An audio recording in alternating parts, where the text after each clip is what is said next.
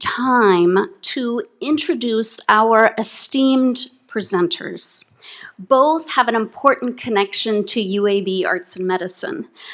I'm not going to read their bios because if you clicked on the QR code, they're all listed there. Instead, I would like to step back in time for a moment. The year was 2011. Heath Mixon and I had just opened an art play and received funding for our Aging Creatively program. We were also building a relationship with Dr. Avi Madden-Swain at Children's of Alabama, and at that same time, Jordan DeMoss, who was just on stage, the executive vice president of UAB Medicine, expressed interest to UAB leadership that he wanted to expand the arts across UAB Medicine. And this set the stage for AIM. I was fortunate to learn about Jill Sankey and the University of Florida Center for Arts and Medicine. Jill was so gracious and welcomed me into Shands Hospital to meet with her and several members of her extraordinary team. As the months progressed, they offered us the tools to begin building our own program, including leading a training for our team and later sealing the deal that turned our pilot program into a department when she met with President Ray Watts with her colleague Jenny Lee to share her expertise about why the arts have a vital role in health and healthcare.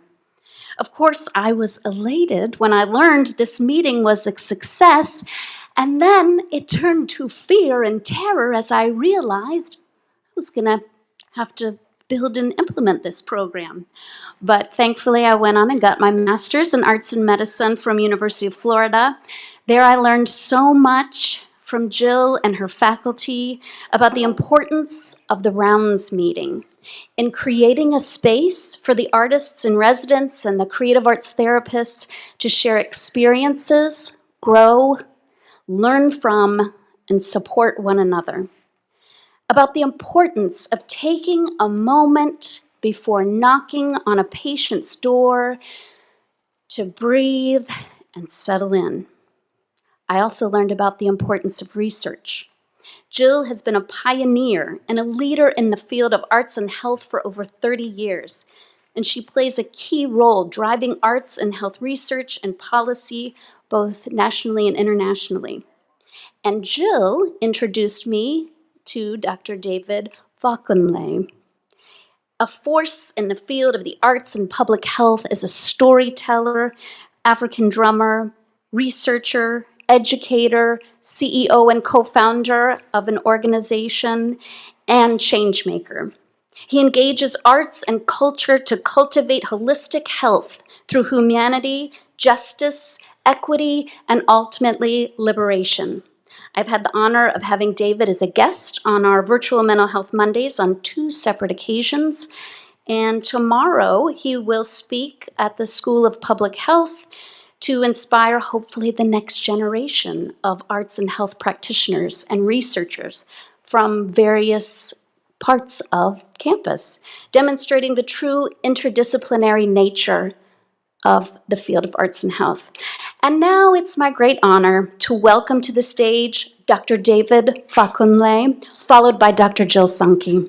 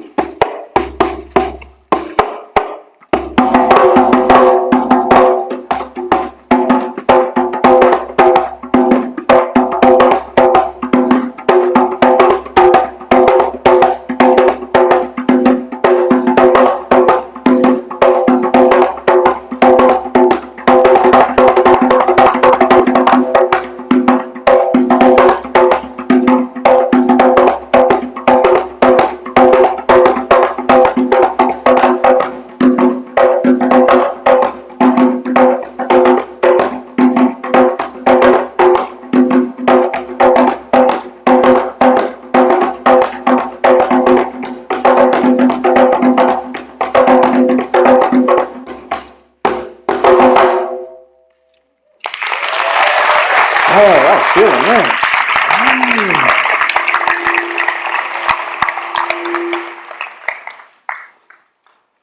Before I continue, I would be remiss if I didn't bring into the space someone who means a lot to me. We think about this journey of arts, culture, and health. And one part of that journey started at 9 years old when I had the gall to tell a story that I heard on this particular griot's radio show. This particular griot was a child of Birmingham, Alabama. Her name was Mary Carter Smith. And Mary Carter Smith eventually made her way from Birmingham, Alabama to Baltimore, Maryland. And as a 9-year-old, that's when I met her. And she changed my world forever. I thought for me, storytelling was just preservation of culture, a tradition that spans millennia and continues to this day. But I did not know that it would completely alter the trajectory of my health and well-being. So you never know the moment where the magic of arts, culture, and health will touch you. And I'm very grateful that much of my life has been defined by it, even before I knew it was a thing. So for the brief time that I have you this evening, I'm going to take you to the continent of Africa. I'm going to take you to the country of Nigeria. I'm going to take you to the southwest portion of the country, to a village of the Yoruba. And the Yoruba worship many deities, many gods, many orishas. You may have heard of Ogun or Oshun, Egungun. You may have heard of Ayo or Lodumare. There are many of them. And this particular village in southwest Nigeria was well known for their connection with the orishas. And they had many practices to strengthen that relationship, that connection. And one of the practices they were most known for was that on the 45th moon, after someone was born, they would be obligated to meet with the circle of elders. And that circle of elders would give you this bowl of cold, lumpy, nasty porridge. And you had to eat every single morsel. Because eating that porridge was preparation to enter into the cave that was on the outskirts of the village. And it was said that on that 45th full moon after you were born, once you went into that cave, you would be connected with the Orisha, the god that was most meant for you. And so everyone in the village did this. After the 45th full moon of their birth, they would go into the cave. They would meet with whatever Orisha was there to meet them, and they would walk out of the cave. But here's the thing.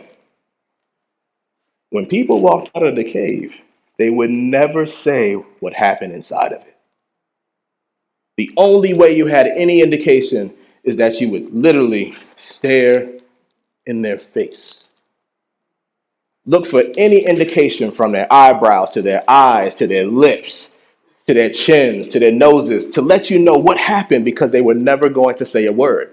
For whatever reason, that was the tradition. And so this village got pretty adept at being able to read faces to determine which god someone saw in that cave. So they could see the little squinch in your nose and say, oh, I know which god you met. You met Ogun. And that wasn't necessarily a good conversation that you had with Ogun. You could see the brightness in someone's eyes, and they could say, oh, you must have met Egungun, and you must have been reconnected with your ancestors in a way you never had been before. That's how good they got. But the one thing you never heard was a single word coming out of anybody's mouth when it came to that cave. Dare grew up with this tradition. He saw his mama, his baba, he saw his brothers, his sisters, his cousins, his colleagues. They all had their chance at the cave. And he would notice, along with whatever facial expressions they had when they came out of the cave, he would notice how they changed once they came out of that cave. Some people seemed to be better. Some people seemed to be worse. Some people seemed to be just the same. And he thought about how his relationships changed. He thought about how his interactions changed. He thought about how his life changed as one by one a person would go in and out of the cave. And It didn't sit well with him because he wondered, who would he be when he went into the cave? Which Orisha would reveal themselves to him? How would it change the trajectory of his life, his health, his well-being? Who would he be after that moment? And the anxiety and the worry and the concern and the confusion was too much for Dare. And it only got worse and worse as the 43rd moon, the 44th moon, and soon the 45th moon rose after his birth. It was his time to go into that cave. And as for everyone else, he went to the circle of elders. He received that bowl of porridge I told y'all about. And he consumed every single morsel. And he prepared for himself to go to the cave that following morning at sunrise. And so Daria was trying to get what semblance of sleep he could. He couldn't sleep a wink. All those thoughts, all those feelings that were running through his mind and through his heart were just overwhelming him. Every time he closed his eyes, they popped right back open. What would he be? Would he be better? Would he be worse? How would his relationships change? How would his life change? It just became enough for Dara. And he said, you know what? To hell with the porridge. To hell with the elders. To hell with the cave.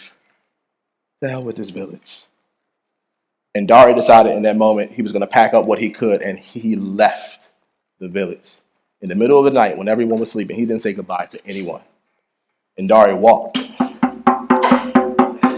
And walked. And walked. And walked. Until he could walk no more. And he made camp for the night. As far in the deep forest as he was. And as he was making camp for the night, looking to get some rest, he saw smoke in the distance. Maybe that's why I'm so hot up here. No, it's because I'm a big boy. Big boy sweat. And he saw the smoke and he wondered, why would there be a fire this late at night and so far in the deep forest? And so he went into the direction of that smoke. And eventually he saw the fire that the smoke was coming from, and he eventually saw a shadowy figure around that fire. And as he got closer and closer, he saw a young woman. And so Dari introduced himself. Hello, I am Dari. And the young woman replied, hello, I am Ori. And Ori invited Dari to sit down beside her around the fire. And they got to talking and sharing their story. And Ori shared with Dari that much like him, she too left her village because there was something that she was afraid to face. There was something that gave her too much anxiety, too much fear, too much worry. And so she left, going as far into the deep forest as she could, never to return. And she told Dari, ever since I left my home, I felt like there's a part of me that has never come back. As if there's this dark hole inside of me that's just growing and growing and growing. It's been too long. I'm too ashamed to ever go back. And Dari, I don't want that for you. So I understand that there are truths that we have to face that may not be the easiest things to understand, the easiest things to comprehend, the easiest things to swallow, to accept, to understand. But we have to. Let me put it this way, Dari. Would you rather not know the truth and remain in the dark? Or would you rather know the truth and be able to do something about it? And in that moment of clarity, Dari understood. He understood what he needed to do. He understood what his purpose was meant to be. And so he thanked Ori. He gave her all the gratitude that he could, and whatever provisions he had, he gave them to her so that she could be as comfortable as possible. And Dari ran. And ran. And ran. And ran. And ran back to the village. Straight to the circle of elders, asking for forgiveness.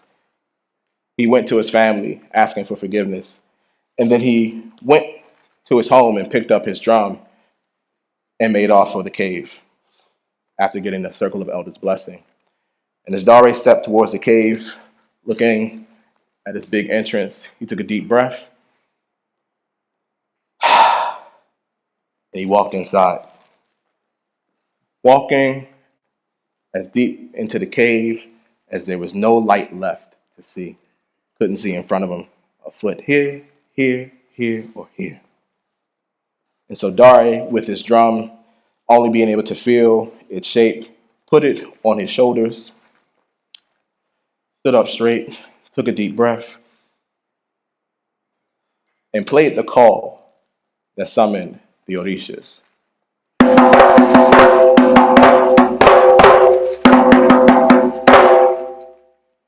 And as if 1,000 djembes were going off at the same time, reverberating all throughout the cave, and it went on for seemingly hours. But eventually the sound dissipated, and there was silence. And Dare couldn't see a thing, and he wondered, did I play it right? Is an Orisha gonna show up? And all of a sudden, a light shone out, seemingly from out of nowhere, so strong, so bright that it brought Dare to his knees. And as he got up and tried to make sense of what was going on, he was able to see a figure within that light. And as the light dissipated and made its way down, he was able to see that the Orisha in front of him was Orunmila, the god of wisdom. Oh, this is about to get hot and heavy, yo. Dare! I'm so glad to see you here. Honestly, I wasn't sure if you were going to make it, but once again, you proved me right. So it is an honor for you to be in my presence. Dare wasn't sure what was going on, but he knew that you had to always be respectful of the Orisha. So he said, Great Orunmila, it is an honor to be in your presence, and I am here to learn of my path in life. It has been the 45th full moon since my birth, and I know that it has been my time to venture into this cave and have the Orisha with whom I am most connected reveal themselves to me. So, great Orunmila, the god of wisdom, what is my path in life? Am I doing what am I supposed to do? And after a few tense moments of human looking at God and God looking at human, that doesn't happen very often, Orunmila said, Dare! You are doing absolutely fine. You are exactly where you need to be. And the thing I love about you, Dare, is that I can put you in these situations, these circumstances, to truly test your wisdom. And you always seem to come up on the right side of these tests. That's just what we Orishas do. We like to test you humans.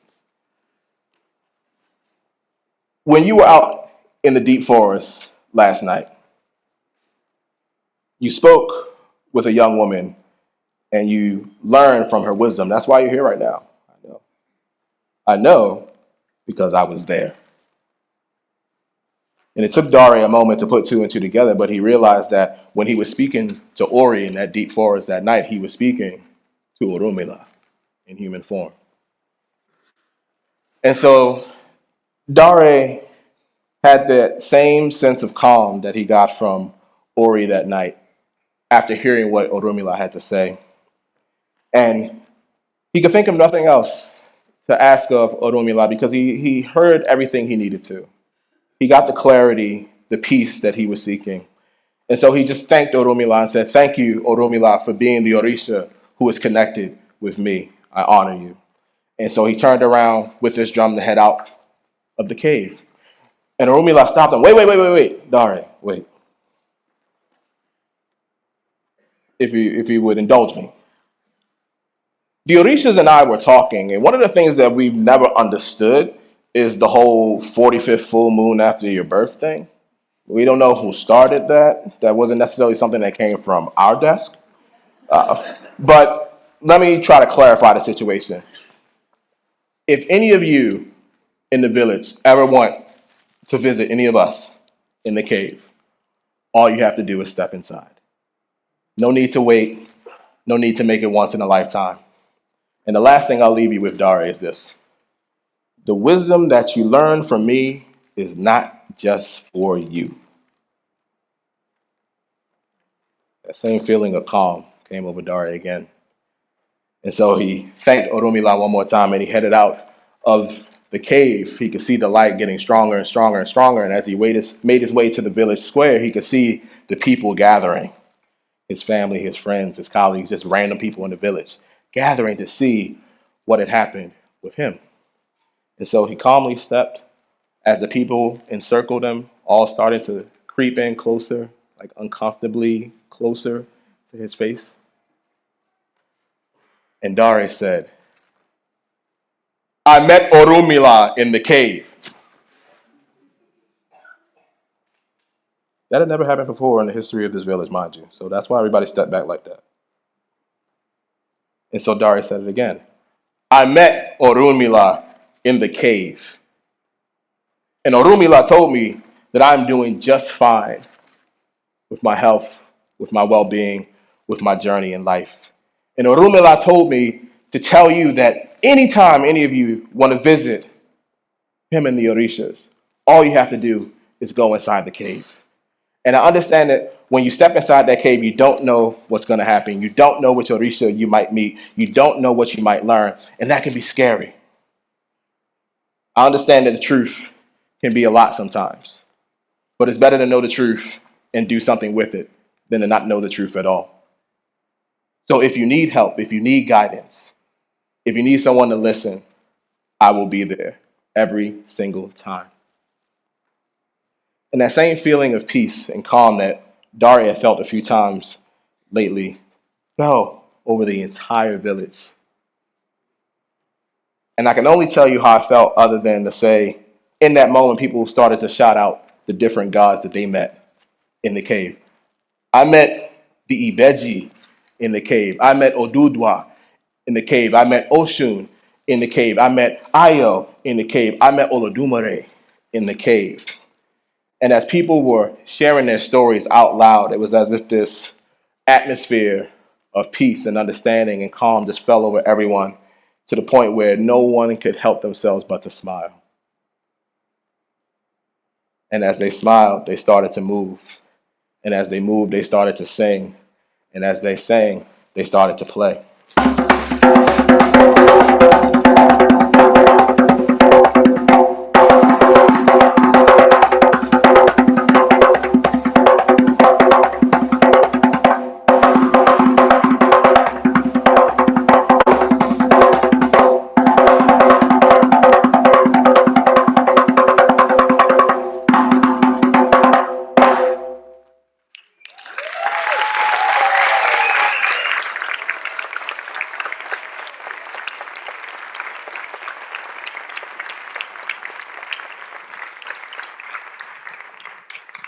Amazing. Hello, good evening, everyone. Could we have another round of applause for David Bakunle? It was so beautiful. I'm Jill Sonke, and I'm really deeply honored to be here tonight. As Kimberly mentioned, I feel like I've been with you through this whole journey, and this is just, as many of you know, an absolutely incredible program. I talk about it as I speak in places around the world, and I'm really honored to be here to celebrate with you all tonight and to talk with you about what's happening outside of your backyard. And I hope what you'll see across the next few minutes is that this program is a truly extraordinary example of work that's happening at the intersections of the arts and health. And it's a part of a landscape that's really experiencing quite a profound moment. So I'm going to give you a little bit of an overview of this landscape as I start this evening. And I feel that it's really essential to note that this is not a new thing. Though it may seem new to many of you, and when you heard about arts and medicine, you may have thought, oh, that's really new and interesting, right? But actually, human art behavior has been a thing throughout our human history. Human beings have engaged in this art behavior, and this kind of behavior has been a part of health and healing throughout time and across cultures. And in fact, in the work that we do in this arts and health space today, we stand on the shoulders of the wisdom of indigenous and traditional cultures and deep, deep knowing of the relationships between the arts and health that has existed across the world and across time. But what is new is the many ways in which the arts are being integrated into biomedicine today. So across the last 40 years in the United States, and similarly across many parts of the world, artists have come into hospitals like they come into the hospital here. I started working as an artist in residence in a hospital in 1994.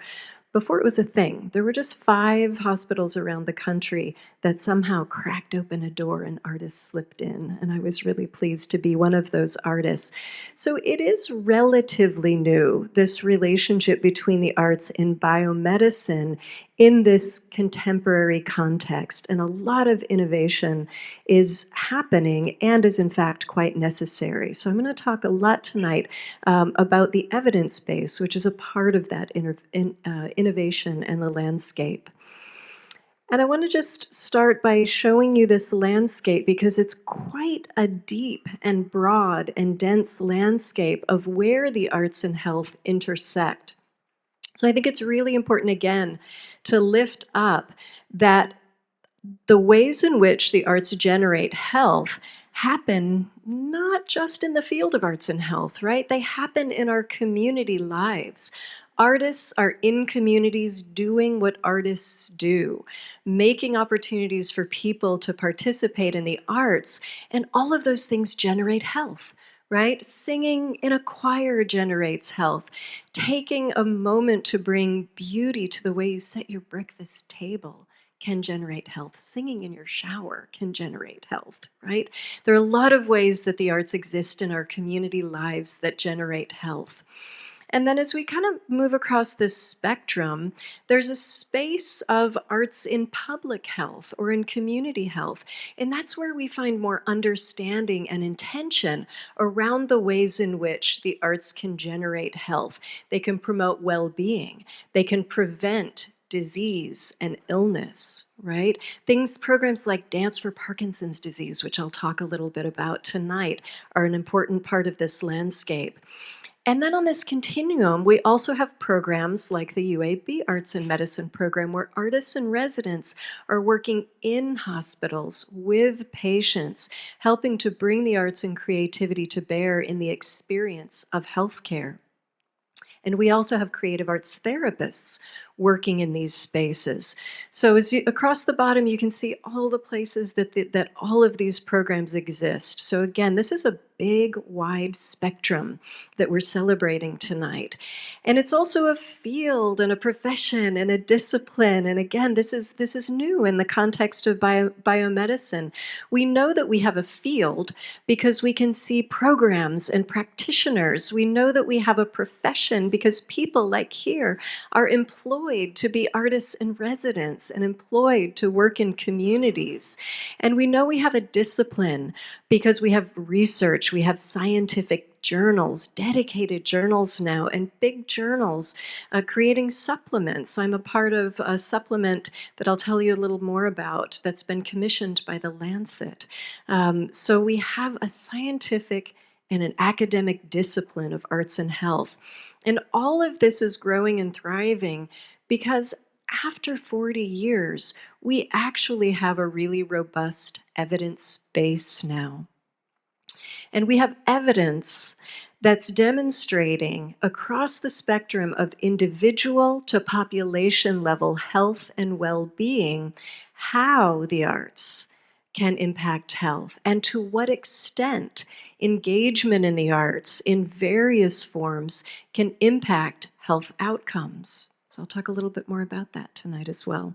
Just a few highlights from the evidence base. At the population level, we know from these amazing large cohort data sets and analyses of these data sets that are taking place around the world, that there are strong relationships between arts participation and mental health and depression in particular.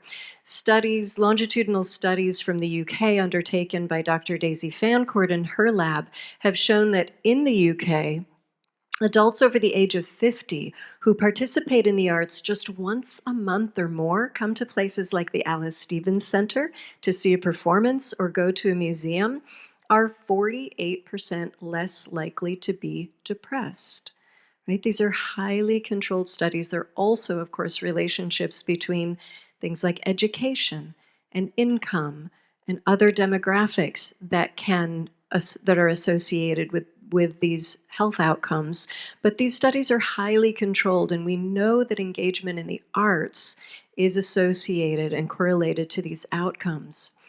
Mortality as well.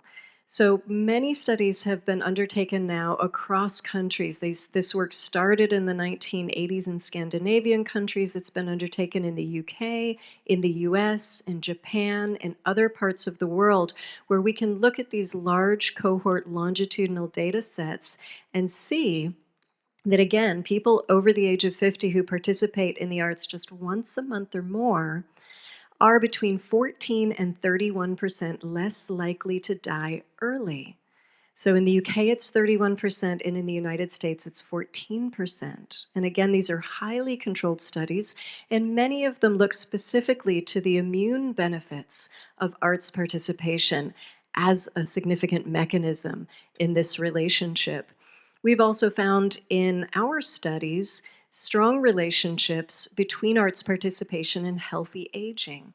Older adults, and this is an unadjusted number, please note this number was attenuated as we adjusted for various other variables, but older adults who participate in the arts regularly were 80% more likely to report having healthy aging, which means the absence of a chronic disease and the presence of good mental, physical, and cognitive health. At the individual level, we've found things in our research, such as that for people with Parkinson's disease, dancing can have even greater benefits than exercise. In pain management, we see that music can reduce the perception of pain and the need for pain medication. And we see that in relation to cardiovascular diseases, that dance again can have even greater benefits than exercise. So we've got a very strong and compelling evidence base now for the relationships between the arts and health. And this evidence base is being widely operationalized in the realm of healthcare. We see arts programs like your program here at UAB, and we're also seeing evidence-based clinical interventions, things like wind instruments being applied for lung disease like asthma. The very specific interventions that can be studied and that can be applied and scaled. In the realm of public health, we see increasing engagement of the arts for prevention and management of disease. There's a lot happening now around NCDs in particular, which are responsible for 74% of preventable deaths globally and 80% in lower income countries. And we see the arts being widely used in health communication, and we're seeing a huge movement in the United States toward arts prescribing, which I'll talk a little bit more about in the realm of social prescribing. So in healthcare, there's so many people in this audience who could stand up and tell amazing stories about what happens here at the bedside every day. In fact, I heard one in the reception tonight that was just amazing. But I wanted to take a minute just to illustrate what is happening and what can happen at the bedside in our hospitals when artists are members of our care teams. This is Bertus, who I met in 1994 when I started working as an artist in residence. She was one of the very first patients I worked with. And she discovered very quickly that dancing could really help with the pain that she experiences with her sickle cell disease. And because Bertus has sickle cell disease, it means she has pretty profound pain crises. And she learned early on how to engage dance. And so the photos that I'm showing you now are when she was 14 years old. She was 6 years old when I met her. And on this day, when I walked into her room, it was dark. She was laying in a fetal position, rocking and sobbing in pain. Her doctor had called me to let me know she had been admitted with a very severe pain crisis and asked if I could go to see her. And so I walked into the room and I leaned over and I said, "Bertus, it's Jill. Would you like to dance?" Which would sound like an insane question to someone peering into the room, but because Bertus had been dancing for so long, she could pull herself through that moment and said yes. And so I slowly helped her sit up. We began to move, and after a few minutes, our eyes were closed and she was leading the dance. I was just following. And after about an hour, this is what she looked like. And in that time, her attending physician happened to come into the room, and Bertus didn't notice. And he just sat quietly and he watched for about 30 minutes. And he left the room and he put a big note at the front of her chart that said, "Dancing works better than meds. Call Arts and Medicine."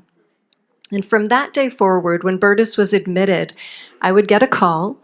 And we would schedule the times each day that I would come to see Bertus. And per her request, her pain meds would be cut in half a couple of hours before I would come. And she was able to maintain that lower dosage into the wee hours of the night.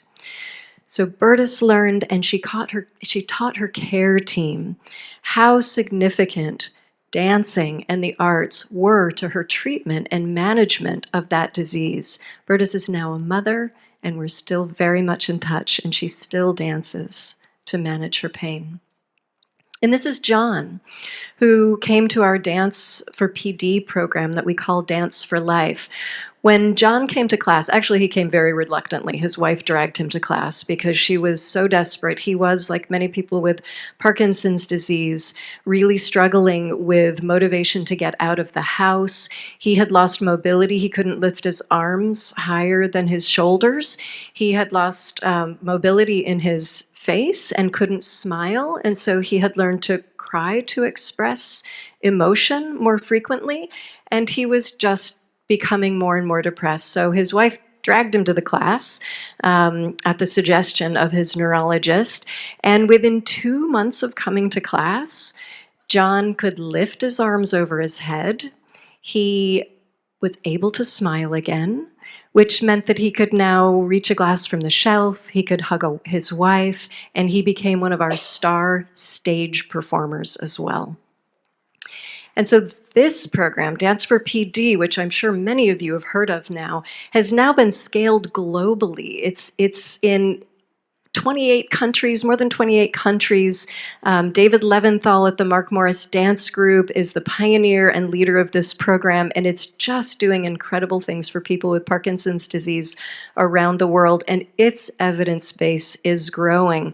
We know through now meta-analyses of this literature, we can analyze the studies collectively and see the benefits of this intervention on motor symptoms. There's even a study now that has suggested that dancing can slow the progression of disease. So there are really clear and objective evidence for how these arts-based interventions can really work in healthcare.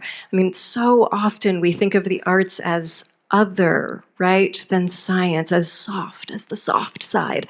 In fact, art and science are so deeply related, and it's really inspiring for me to see the culture of understanding around the value of the arts beginning to really change in healthcare, and this evidence base is helping a lot. I talked about cohort studies earlier. I wanted to introduce you to the EpiArts Lab. I have the pleasure of co-directing this lab with Dr. Daisy Fancourt. It's a National Endowment for the Arts Research Lab, and we have spent the last 4 years analyzing American large data, longitudinal data sets. And we have published 19 papers. You can find those on our website. But I just wanted to share a few more findings specifically from the United States.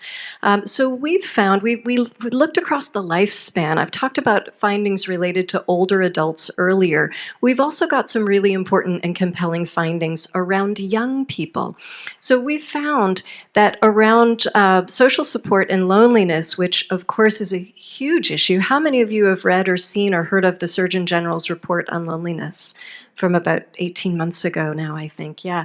So our Surgeon General has done a really phenomenal and important job of lifting up the loneliness epidemic that we're experiencing today, recognizing that half of adults in the United States are experiencing loneliness, and that loneliness is a greater risk to cardiovascular health than inactivity or obesity. It's equivalent in its risk to smoking 15 cigarettes a day. So this is a really serious situation that needs our attention in the United States. And we've looked at the relationships between arts participation and social connection and loneliness among young people, and found that young people who do one or more school-based activity have 59% higher odds of reporting social support while they're engaged in those activities. And that even a year later, they report 28%. They have 28% higher likelihood of reporting high social support. We've also looked at flourishing among young people, and we've found, and I'm going to show you a few stats here, we look at flourishing across emotional, psychological, and social domains. And as you can see, that social domain is really where we see the biggest outcome related to arts participation. And what you also see on this table is a dose-response relationship. So among young people, those who engage in the arts daily have even greater benefits than those who engage weekly, and they have greater benefits than those who engage monthly. So in this study and in a number of our other studies, and Daisy's studies in the UK, we see this really interesting dose-response relationship, showing that especially in our younger years, we have more benefits from more participation. I will note that there are times at which we suspect we're seeing data from artists where that may drop off with more activity. So art can be work as well. It's important to note there. But this is really important in regard to this epidemic of loneliness that we're facing. And one thing that also is really important here is that these sorts of arts and creative activities are available resources in our schools, in our communities, in our homes, right? So in this realm of public health, we're really working to lift up this idea that the arts are available resources. Again, coming back to Daisy's work, because you may be thinking as I talk about these relationships about causality. And so everything I've presented thus far is not about causality. We can't say that the arts cause these outcomes, and that if you go once a day or once a week or once a month to an arts activity or engage in the arts, these will be your outcomes, right? These are statistical studies. But we're now beginning to look at causality. We can now mimic randomized controlled trials in these analyses, and we can undertake these causal inference studies. And Daisy just published this study about 2 weeks ago that looks at this bi-directional relationship between arts participation and mental health. And what she's found here is this virtuous cycle, right, that shows that arts participation can have a causal relationship with mental health, and in turn, mental health can have a causal relationship with the arts. So if you have better mental health, you may be more likely to participate in the arts. If you're participating in the arts, you may be more likely to have better mental health. So we can create virtuous cycles rather than cycles that go in the opposite direction by encouraging arts participation. I wanted to share this model as well, which we've just created from a study that I'm doing of a national arts and public health initiative called One Nation, One Project. We looked at the literature, at the evidence base as a part of our research agenda, and we also found a relationship between arts participation and social cohesion and well-being that creates a virtuous cycle that's similar. We found in this relationship that especially when groups of people are coming together to co-create, to make performances, to make exhibits, things like that, that connection and social cohesion grow, and that connection and cohesion encourages more participation, and that provides more opportunities for enhanced well-being and more of those health benefits that we know exist. So these virtuous cycles can exist at both the individual and the collective level.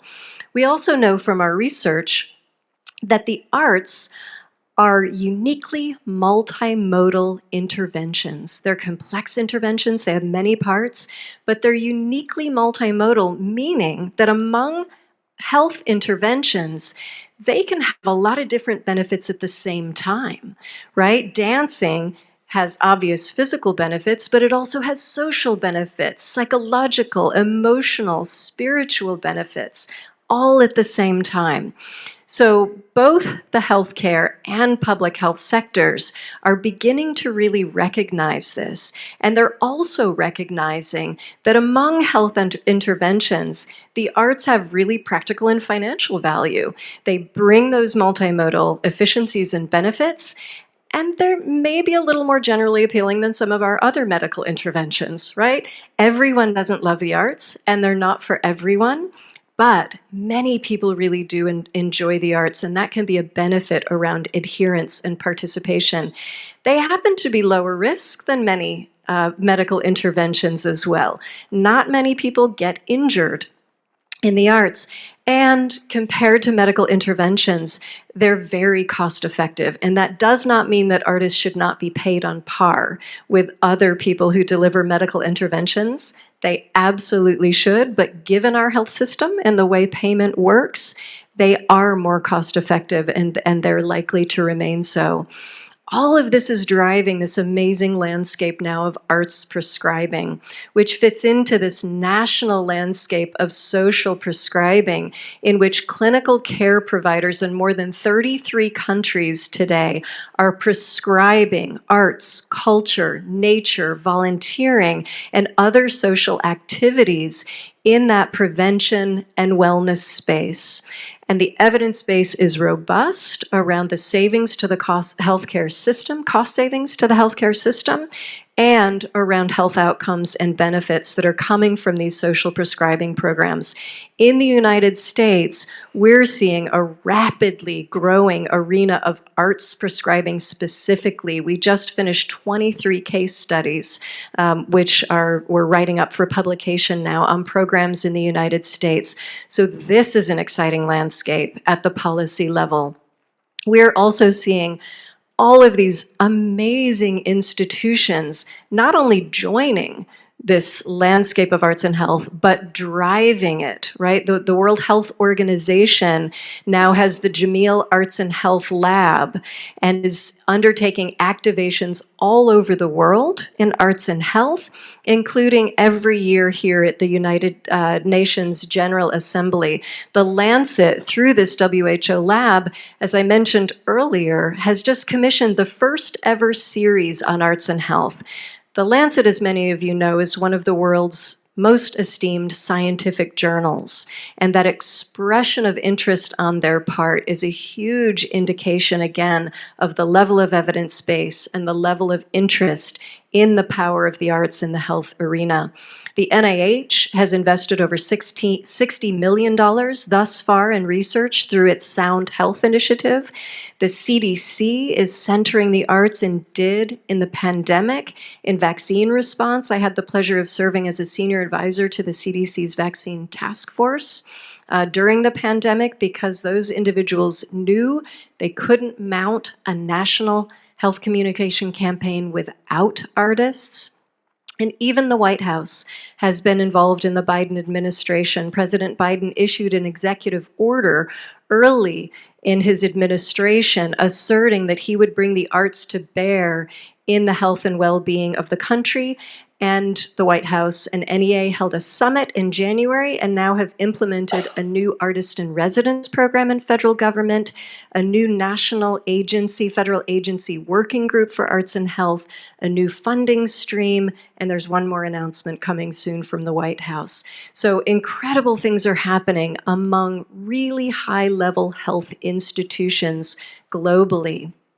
And all of this is leading to a moment of greater understanding that arts participation is a health behavior.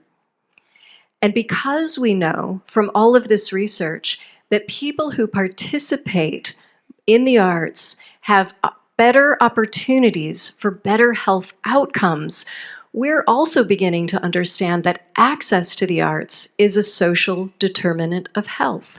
And we must ensure through arts in education and other availability of the arts in our communities and understanding of the relationships between the arts and health, we must provide more access to the arts. And I think we are moving right toward the seatbelt moment for arts and health. In public health, there have been big paradigm shifts like wearing seatbelts, not smoking, exercising. Even in the 1950s, people didn't consider exercise to be a health behavior. I think we're on the cusp of a seatbelt moment in the United States where we understand and embrace the power of the arts for health. Again, if you think back to that landscape in our everyday communities, the way the arts spring up, and in really targeted interventions in healthcare and public health. And I'm thrilled to be here tonight to celebrate your success, the incredible work this program has done, and the ways in which it is contributing to this seatbelt moment today. Thank you so much.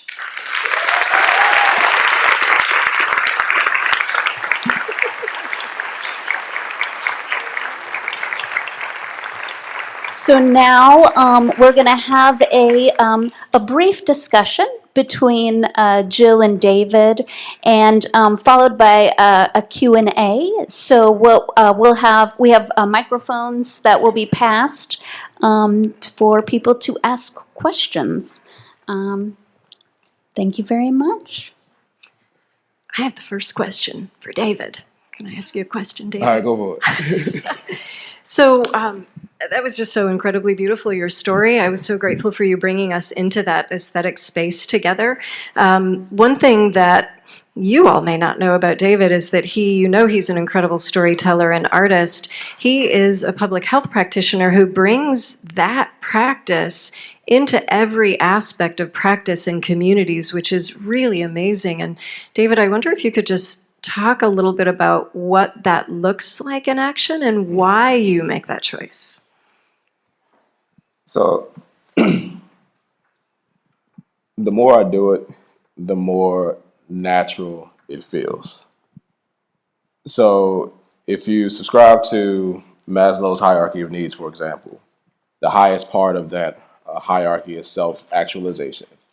Another way of putting that is just being the best version of yourself. So when I am telling stories, when I'm in a space of storytelling, I'm the best version of myself. I truly believe that. And the way that I've been able to integrate that is in, I think, the natural opportunities of communication. So as an instructor in my classes, I incorporate a storytelling style. It allows for my students to bring their wisdom to the forefront of any discussion within public health. As a practice, it's doing what I had the pleasure of doing with you all tonight, creating a space of storytelling. So when people are looking to heal and to navigate their growth from any challenge that they faced in their life, there's an emotional capacity to that. And for all the experience that I've had, for the research that I've seen, nothing evokes that emotional element quite like storytelling. And so being able to let people feel okay with being vulnerable and being open and being honest, even when it's difficult, even when it's awkward, even when it's embarrassing at times, is a healing practice. So it's, long story short, because I know I can be long-winded, it's everywhere because it fits everywhere. And I think I've only been smart enough to realize where it makes sense. I don't claim to be any genius or any innovator. This is what the ancestors have always done.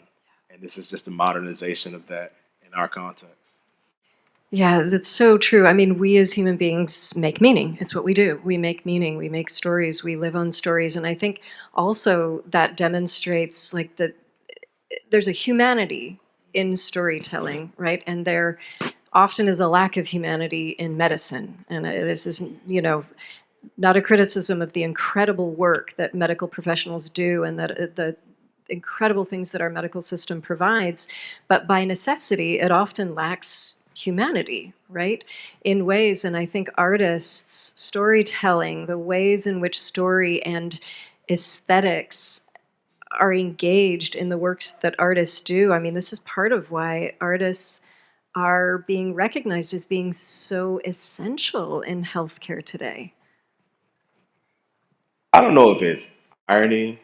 I always try to be mindful if I'm using irony correctly.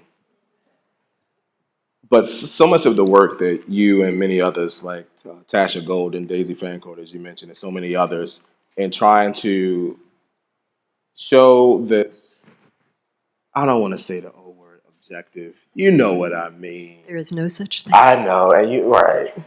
But to show this, I'll say concrete, well, relatively speaking, relatively concrete, certainly rigorous evidence of what arts and culture can do.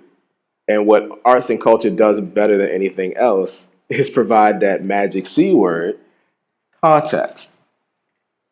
And in public health, context is everything. Everything. And nothing invokes context, nothing understands context, nothing captures context, nothing expresses context, quite like arts and culture, because it is the manifestation of context. Because how else could we put it? And it's a language we all understand. That's right. And I can't tell you how often I wake up, with the feeling of like, I'm researching a thing that we just know. Like The whole human time. beings have always known these things. And at the same time, if we want the arts to really come to bear in the realm of healthcare, we also have to sort of put their value into the currency of healthcare and into the language of healthcare. And I push back on myself every time I say something like that, because I really feel that, yes, artists need to learn to speak healthcare, but healthcare needs to learn to speak arts, right? I mean, that's a hierarchy like this that does not actually exist, right? Healthcare has over the last 30, 40 years become more holistic and humanistic. It has a long way to go. And the arts and artists have so much to lend and teach and share and have so much value. Yeah, absolutely. And everything that Jill said for healthcare is the same for public health. So I like to make that distinction. Healthcare has more defined spaces in which it occurs. Public health is everywhere and everything all at once. That's a movie reference. Great movie. But the point being is that you're right. There is you say currency, I say language. There's a language that, as public health practitioners and even in arts and culture and health practitioners, as well as arts, culture, and health researchers, has to be able to convey the message in the language that many people with money, understand. And it's just the reality of the situation. And at the same time, which is encouraging for me, there is growing appreciation for the stories. There's growing appreciation for that context. There's growing appreciation for the perspective of someone who's had the experience. One of the things that I've always known, and it's been my struggle in this field, is that the best way that I can convince anyone of what storytelling can do for them is to create the space of storytelling. There is no paper, there is no TED Talk, there is no seminar, no keynote, and I've done all this stuff. Course, I can keep going. None of it replicates the experience of storytelling. But how do I do that in the most scalable way possible? Randy Cohen in Americans for the Arts always says, no story without data, no data without story.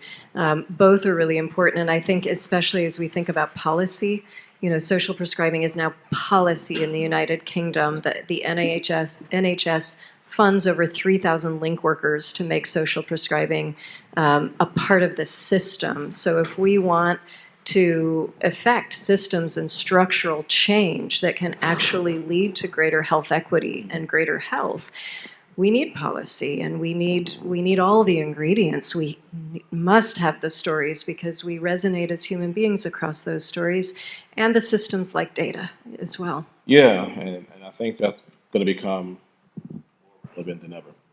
I truly foresee, especially public health, becoming much more localized. And as it becomes localized, the importance of context is going to be even greater. And again, where arts and culture is so instrumental and so natural is that it uplifts those contexts. And it can do so in a way that is affirming. Doesn't mean it's always easy because, again, we're bringing all of our stories to space and they may conflict. Right? They may contrast, and that's okay. Arts and culture is good at that too. So the whole point is that I truly see the value of what we do, what a lot of you do, just going up and up and up and up. And we're going to have to be very flexible, and we're going to have to be very economic in a sense. And what I mean by that is truly assessing our networks and our relationships, our connections. I think that collective process is going to be more important than ever, as well as that collective efficacy. And I just so wholeheartedly agree with you around the hyperlocal and what's happening in communities. This would be a great time to invite questions from the audience. I believe we have a couple of microphones. We can't really see out there, but yes, we have a couple of microphones. So if you have a question or a comment to contribute to the dialogue, please raise a hand. We would love to hear from you. I cannot see. Don't be shy. Oh, thank you for the light. That's great. Do we have a question here? Thank you.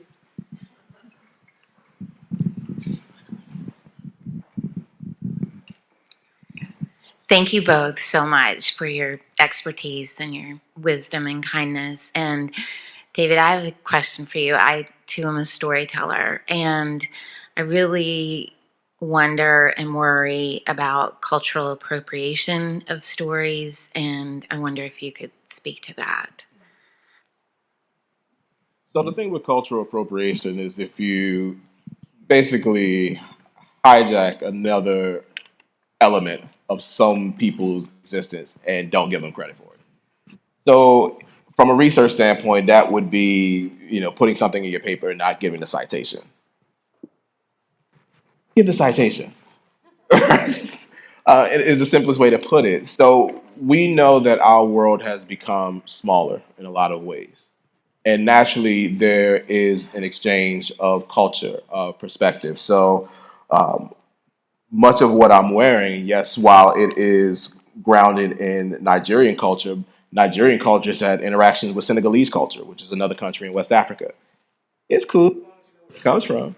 So I would say with cultural appropriation, it's okay to appreciate the different perspectives that people bring to life in this world, the practices that may conceptualize that. And if you help people to know where that comes from, to understand the history behind it, then I think that is not appropriation, that's honoring it. I would like to appropriate David's amazing shoes. Ah. They're really amazing. Thank you for that question. Do we have any other questions? Took me a long time to be comfortable with pink, but now that I'm here, they're so good. They're so good. Hi, good evening. Thank you both for your time tonight. A question for both of you. Do you see arts and healthcare as still in its infancy? Why or why not? Interesting. So I note that you said arts and healthcare. So I'm gonna answer on that side of the equation. I don't see arts and healthcare in its infancy. We learned from surveys administered in 2004 and in 2007 by the Joint Commission with very high response rates. Over half of, at that time, about 5,000 accredited healthcare institutions in the United States responded to that survey, which is a phenomenal response rate.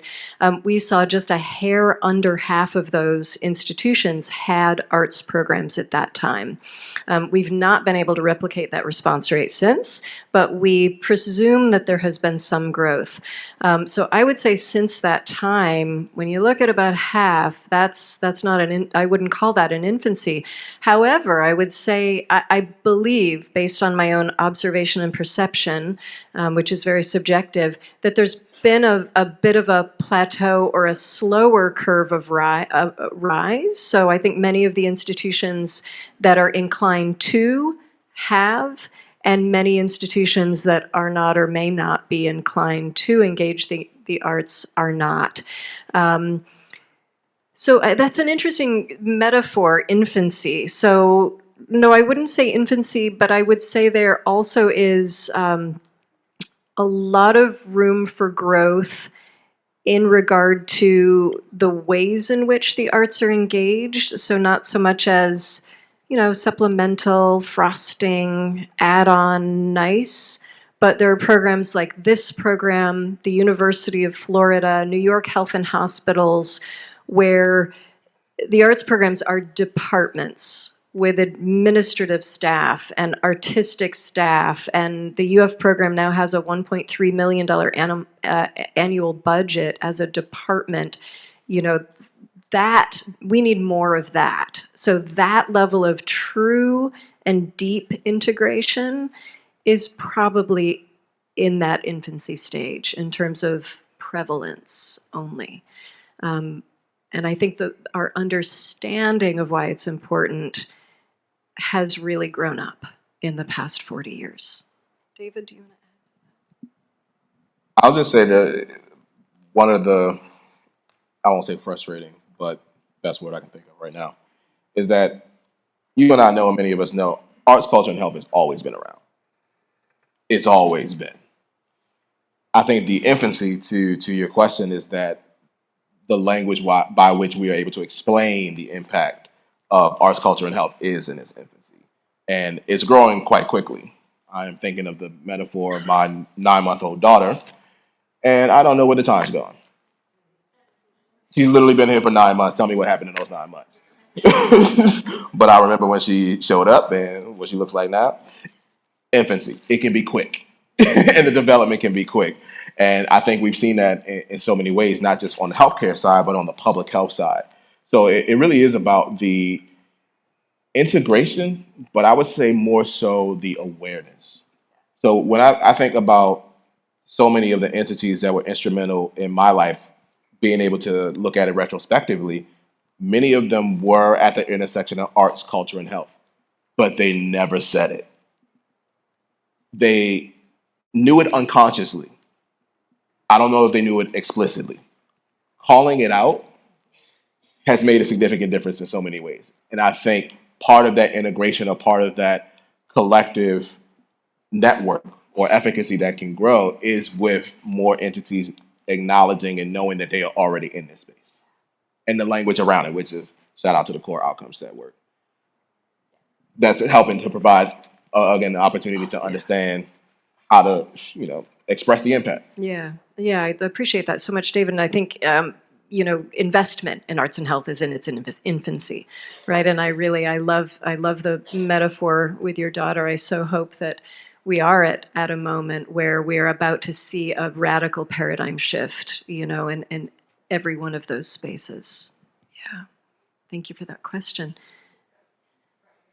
And we have one here, and yep. Oh, great. Please. Hi, how are you guys doing? This question is referring to both of you guys. I appreciate the data and analysis of how art's integrated in medicine, but the main question for both of you guys is incorporating storytelling. I'm an occupational therapist by trade, but I'm a photographer. One thing that I noticed that, with storytelling is always lacking the visuals. So how would you guys integrate more photography into the storytelling as well in the healthcare? Because for me, I like doing therapeutic photography where I tell the story through the images and walk the person through the MAHA theory and talk about what the barriers for them for the trauma and for them to get to where their entity with the inspirational part of their therapeutic use of self. Okay. So there's a very simple statement that I want all of you to hear, listen, and internalize. Okay? Storytelling is art. Art is storytelling. You taking pictures is storytelling. Now, if you want to catalyze more storytelling on top of the storytelling of your photography, go for it. There's plenty of evidence to show the impact of visual arts. I would say some of the uh, foundations of the research have really been grounded in visual art and music more than anything else. So there's a plethora of evidence to show that what can be brought out potentially for those that you serve through photography is a valid and meaningful way by which to do it. So, and the beautiful thing about this space is you can be creative. That's kind of the point.